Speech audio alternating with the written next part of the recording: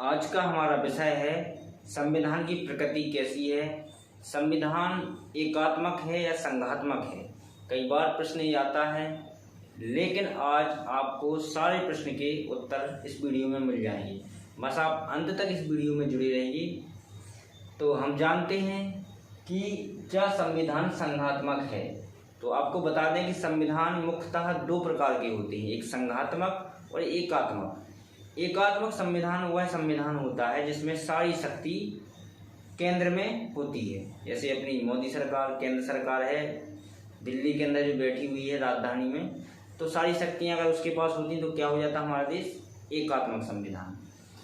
तो अब क्या है कि ऐसा इंग्लैंड में होता है, तो इंग्लैंड का संविधान जो है एकात्मक है, लेकिन हमारे देश का संविधान संघात्मक है। क्योंकि हमारे यहाँ बहुत सारे राज्य हैं, जैसे उत्तर प्रदेश, मध्य प्रदेश, झारखंड, छत्तीसगढ़, बिहार, ऐसे तो सारे राज्यों को और केंद्र को अलग अलग शक्तियाँ मिली हैं। तो ऐसे शक्तियों का विभाजन करना जो स्वतंत्र रूप से काम कर सकें, तो इस प्रकार से हमारे देश के संविधान को संघात्मक संविधान कहा जाता है। तो इसमें कुछ चीज़ें हैं, जैसे प्रोफेसर जो हियर हैं वो इस सिद्धांत पर बात करते हैं। वो कहते हैं कि शक्तियों का विभाजन से ही पता चलता है कि देश का संविधान संघात्मक है या एकात्मक। इसके साथ साथ कई सारे विधि शास्त्रियों में मतभेद हैं, लेकिन डॉक्टर अंबेडकर ने इस पे कहा है कि लगभग जो केंद्र को ज़्यादा शक्तियाँ प्राप्त हैं तो राज्यों की स्वतंत्रता समाप्त सी हो जाती है। कोई दोहरा नहीं है कि केंद्र को ज़्यादा पावर है। जैसे कश्मीर में हुआ, 370 को हटा करके 2 केंद्र शासित प्रदेश बना दिए, और आंध्र प्रदेश राज्य से उसकी मर्जी के खिलाफ तेलंगाना राज्य बना दिया। तो ऐसी स्थितियों में कहीं कहीं एकात्मकता हमें देखने को मिलती है, तो कंफ्यूज हो जाते हैं कि संविधान एकात्मक है या संघात्मक है। तो इसके कुछ आवश्यक तत्व हैं जिनको जान लेने से पता चलता है कि देश का संविधान संघात्मक है। पहला है शक्तियों का विभाजन, जो हमने अभी बताया कि केंद्र और राज्य में शक्तियों का विभाजन कर देते हैं, कोई एक दूसरे के क्षेत्र में अतिक्रमण नहीं करेगा। दूसरा है संविधान की सर्वोपरिता। संविधान सर्वोपरि है। संविधान में सारी चीज़ों का प्रावधान किया गया है कि कैसे कार्यपालिका, न्यायपालिका, व्यवस्थापिका को काम करना है अपनी परिधि के अंदर, सीमा के अंदर। और फिर है हमारा लिखित संविधान।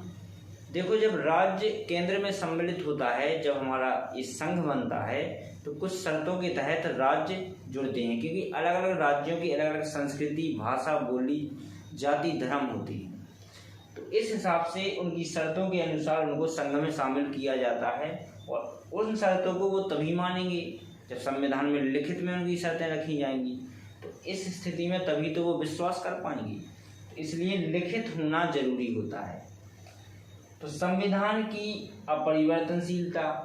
अब हमारे संविधान में क्या है कि अनम्यता और अनम्यता, यानी कठोरता और लचीलापन का सम्मिश्रण है।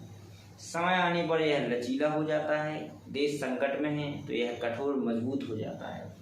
तो ऐसी स्थिति में इसमें संशोधन भी किया जा सकता है और कई चीज़ें जोड़ी और हटाई भी जा सकती हैं, लेकिन संविधान की आधारभूत ढांचे को समाप्त नहीं किया जा सकता है। इसके बाद है न्यायपालिका का प्राधिकार।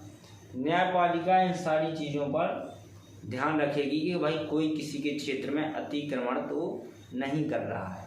तो न्यायपालिका का स्वतंत्र होना आवश्यक यहाँ पर हो जाता है। तो एकात्मकता हमें भले ही अपवाद के रूप में देखने को मिली हो, चाहे आंध्र प्रदेश से तेलंगाना अलग हुआ हो, चाहे कश्मीर का मुद्दा हो, और चाहे कई सारे दंगे और हिंसा होने के बाद अपने पश्चिम बंगाल से गोरखालैंड और असम से बोडोलैंड ने स्वतंत्र होने की मांग की हो। इन सारे विवादों के बाद ये अपवाद हैं, इनके बाद भी हमारे आवश्यक तत्वों पर कोई प्रभाव नहीं पड़ता है।